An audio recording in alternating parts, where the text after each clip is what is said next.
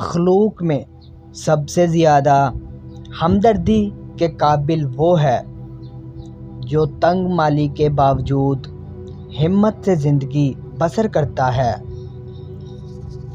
جو علم دنیا کمانے کے لیے حاصل کرتا ہے، علم اس کے قلب میں جگہ نہیں پاتا۔ علم بغیر عمل کے ایسا ہے جیسا جسم بغیر روح کے۔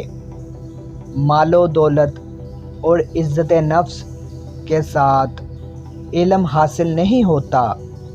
ہاں، جو شخص علم حاصل کرے اور اس کے لیے ذلت اور فقر و فاقہ کی تنگی برداشت کر لے اور توازن کے ساتھ علماء کی خدمت کرتا رہے، وہ کامیاب ہو جائے گا۔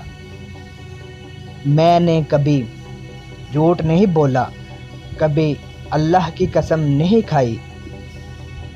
فضول بات مت کرو اور یاد رکھو، جو بات تم نے منہ سے نکال دی تو وہ تمہاری مملوکہ نہیں رہے گی، بلکہ تم اس کے مملوک ہوگے۔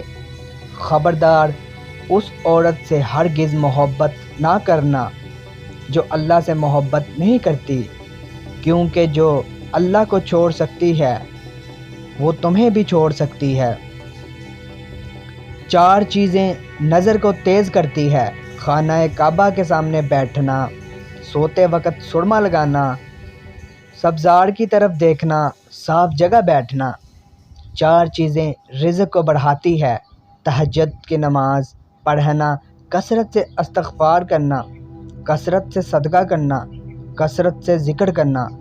یہ تمہارا جو نفس ہے، تم اگر اسے خیر میں مصروف نہیں کر لیتے تو یہ تمہیں شر میں مصروف کرے گا۔